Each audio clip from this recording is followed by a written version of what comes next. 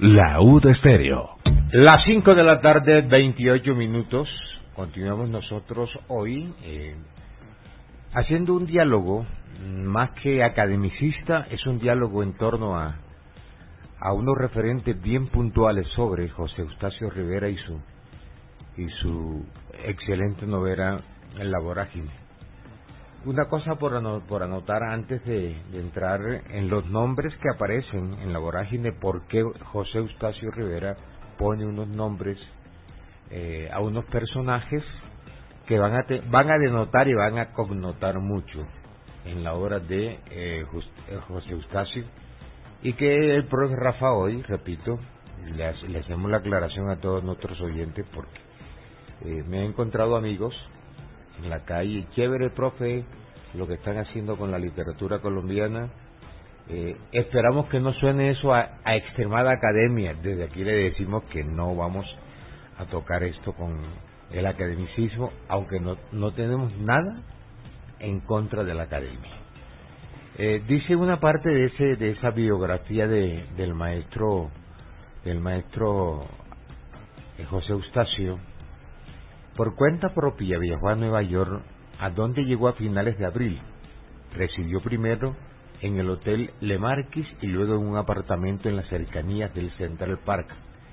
En esta ciudad se dedicó a la traducción de La vorágine al inglés, al proyecto de llevarla al cine, nunca realizado, y a su próxima novela que habría de aparecer al marcharse al África, porque allí se sentiría más seguro que en su propia tierra, como dijo a José Eustacio, como dijo a José A. Velasco.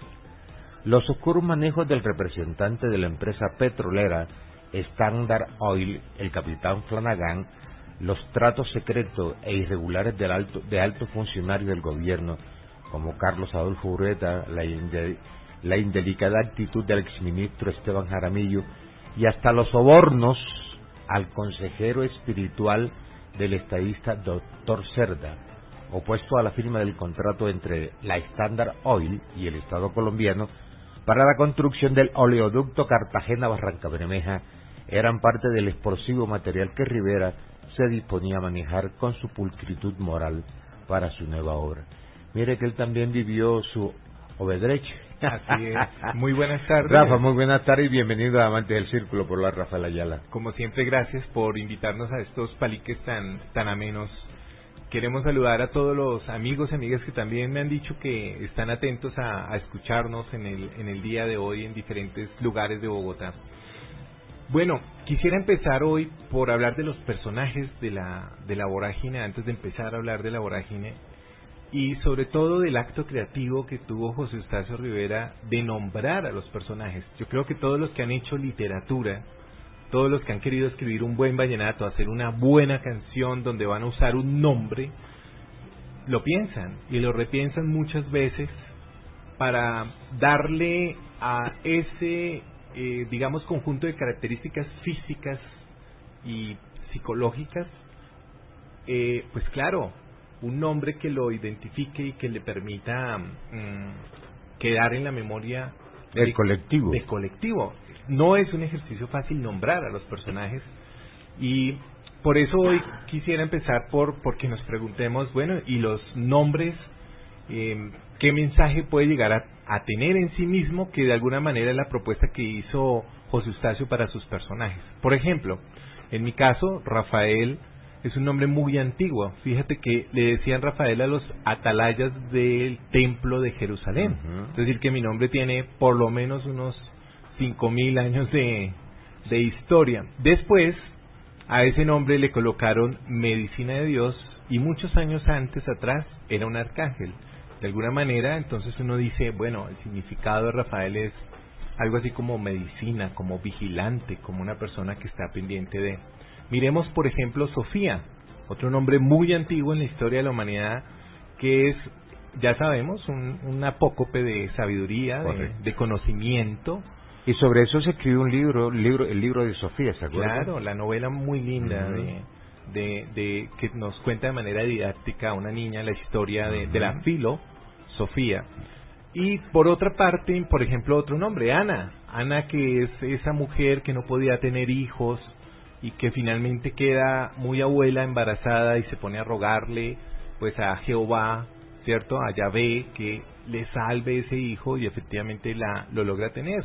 Y por eso existe Santa Ana, que es a la que todas las mujeres que tienen dificultades para tener hijos pues se acogen y llaman y leen y todo lo demás.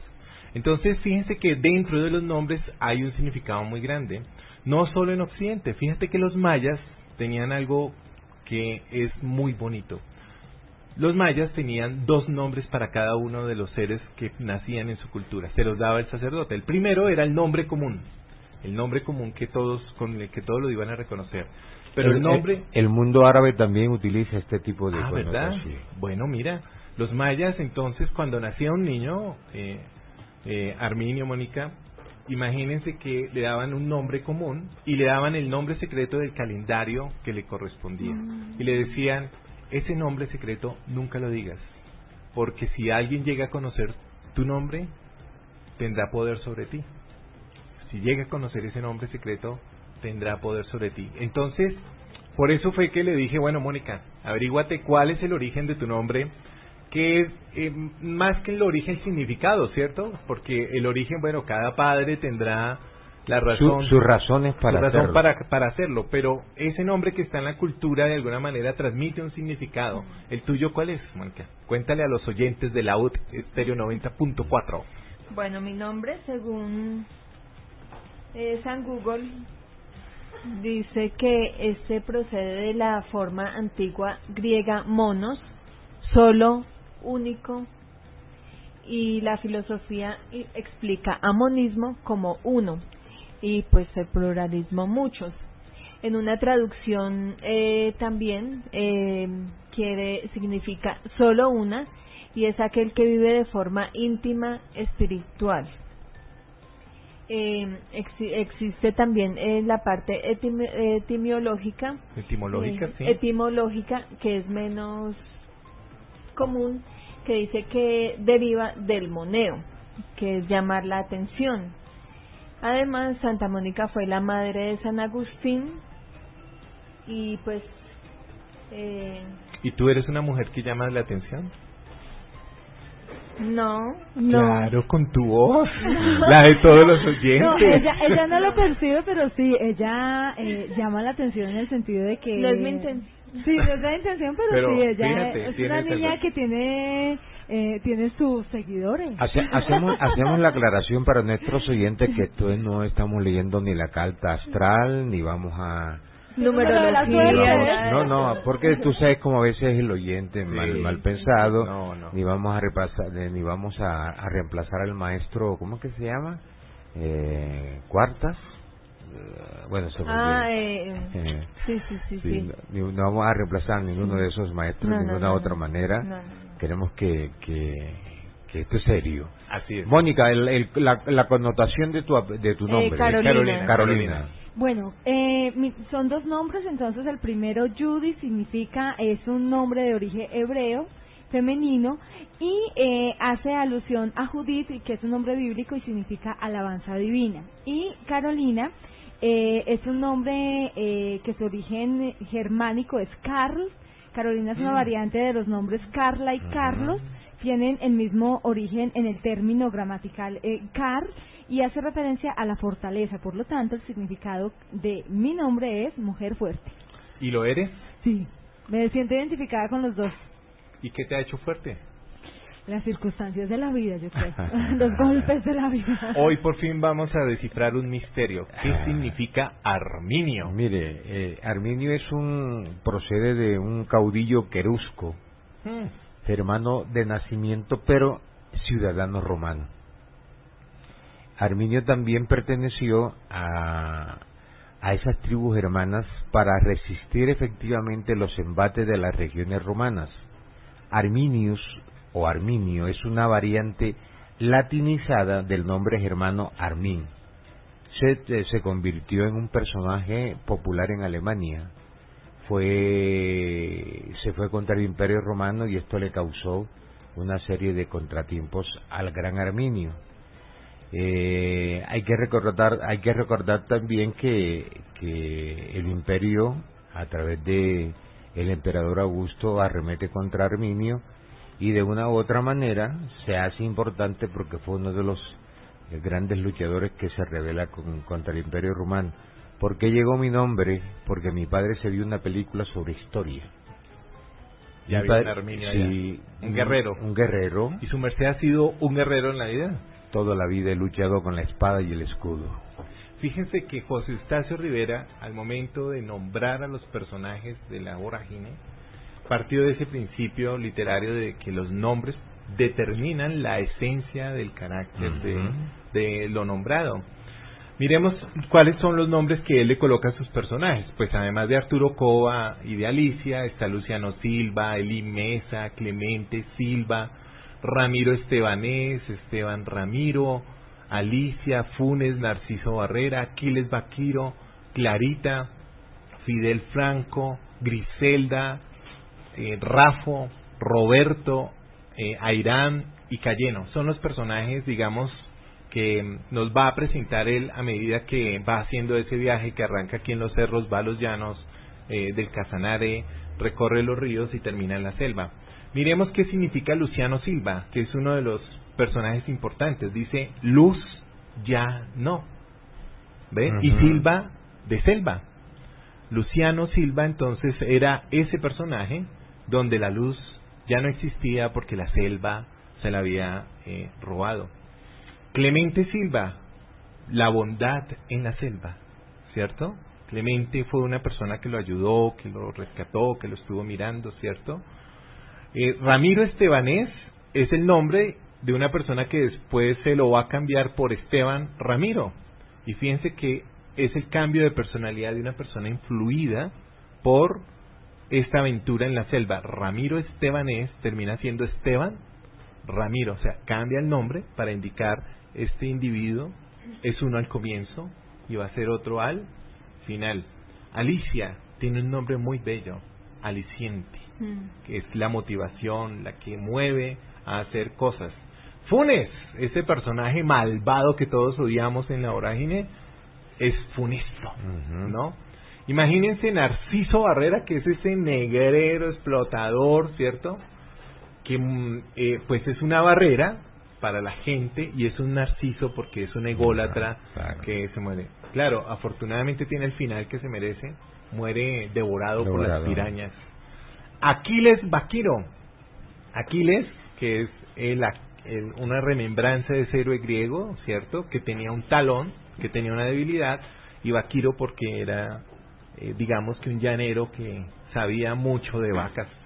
Clarita, una prostituta definida, ¿no? Clarita es una prostituta que se sabe que es prostituta y lo acepta sin ningún problema, entonces su determinación es clara.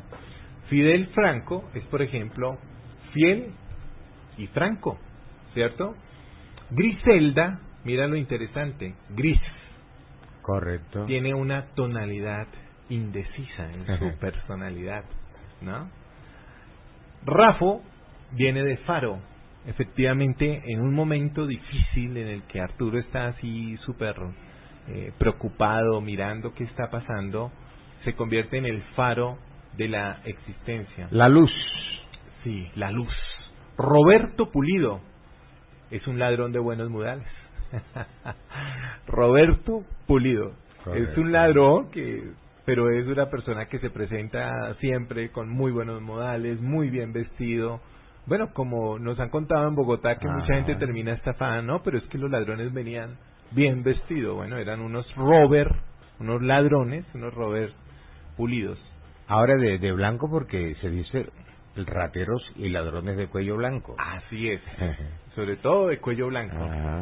Me llegó por estos días un audio en WhatsApp donde dicen que en Colombia hay más políticos que profesores, que médicos, que bomberos, que estudiantes, no mentiras, no tanto que estudiantes, pero imagínense. Hay otro nombre muy interesante que coloca a sus personajes José Eustacio Rivera, que es Airán, que es que es María al revés. Resulta que este es un personaje de esas mujeres que uno llamaría marimacho, es decir, es mujer, pero en la selva y en donde tuvo que actuar como hombre lo hizo hasta mejor que los hombres. Además, fíjate que ese término marimacho es una forma de estigmatizar a la mujer que tiene otra tendencia de género. Claro, claro que sí. Tenemos a cayeno, que es prisión, cadena, ¿cierto? No se parece en nada a una flor bellísima que en el llano casi todos los que han cantado algo de esa región hablan de la flor de la cayena, ¿no? Prisión, cadena. Fíjense entonces que Arturo Cova, pues tiene el nombre de Cova, que significa cueva. Va a ser un personaje que encerrado en sí mismo va a tener que salir para tener que regresar a él. Y Arturo, bueno, ese héroe de la época de Merlín es un nombre que nos recuerda a alguien que está tratando de aprender y de batallar. Fíjense entonces cómo, de alguna manera, incluso el nombre de José Eustacio, sobre todo más que el apellido, ya iba de alguna manera a decir que se le iba a pasar entre ríos, ¿no? La ribera de los ríos. De esta manera, José Eustacio ya nos está demostrando, cuando está armando la estructura de su novela, cuando está decidiendo quiénes van a entrar en ella, nos está diciendo con sus nombres una intencionalidad creativa, porque debemos recordar que los creadores son una especie de demiurgos, ¿no? Los demiurgos, una de sus acepciones son esos dioses que crean a los hombres, ¿cierto? En este caso, los escritores son demiurgos que crean a sus personajes y no toman tan a la ligera el hecho de colocar sus nombres. Un primer aspecto que hay que destacar de la novela La Vorágine es este aspecto tan importante y mire tan secreto, que mucha gente lo ha leído, la ha leído. Niñas, jóvenes, adultos o niños han leído la novela con entusiasmo, se han apasionado, les encanta la aventura que hay en ella, sobre todo si tienen un buen docente o un buen profesor que se las lee en el colegio en clave de aventura, en clave del Señor de los Anillos o en clave del Hobbit o en clave de algo que de verdad les entusiasme en función de la aventura, como Jumanji, ¿cierto? Que es un tema ahí de selva. Bueno, estos niños y estas niñas también han podido disfrutar. El primer acto creativo de esta novela es nada menos y nada más que la búsqueda y la selección de los nombres. Cuando empecemos a hablar de las características literarias, estéticas, vamos a ver que tiene una directa relación con un autor que leyó mucho también, Dante, y por supuesto la Divina Comedia, y de alguna manera una analogía que él pretende presentar como dando a entender que la selva es un infierno. Todos cuando vamos ahora al Amazonas colombiano o al Amazonas peruano, ¿cierto? O al brasileño, llegamos con una visión un poco poética, incluso ambientalista.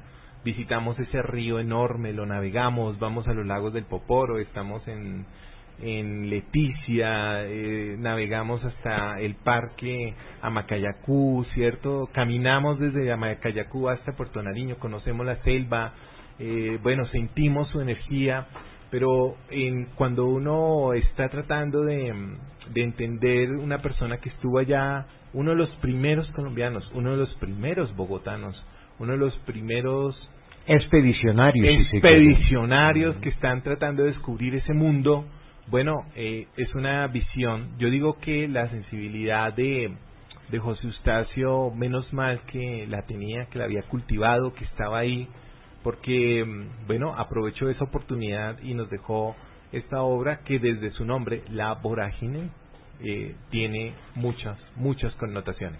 Por hoy dejamos los nombres de los personajes que están en la novela de José Eustacio Rivera para que el oyente vaya preparándose mentalmente con lo que viene, con la parte histórica, con la parte estética, con todo lo que se movió por parte de ese expedicionario literario llamado José Eustacio Rivera. Rafa, gracias por haber estado con nosotros, Rafa. El próximo martes ¿Será que puedes estar aquí no a las 1:30, sino a las 1:15? Por supuesto. Para empezar más temprano. Claro, aquí estaremos a las 1:15 el próximo martes para hablarles de una novela que empieza con el siguiente párrafo. Antes que me hubiera apasionado por mujer alguna, jugué mi corazón al azar y me lo ganó la violencia. Nada supe de los delicios embriagadores, ni de la confidencia sentimental, ni de la zozobra de las miradas cobardes. Más que el enamorado, fui siempre el dominador cuyos labios no conocieron la súplica. Con todo, ambicionaba el don divino del amor ideal que me encendiera espiritualmente para que mi alma destellara en mi cuerpo como la llama sobre el leño que la alimenta. La vorágine, ese párrafo introductorio. Rafa, gracias, te esperamos el próximo martes. La U de Estéreo.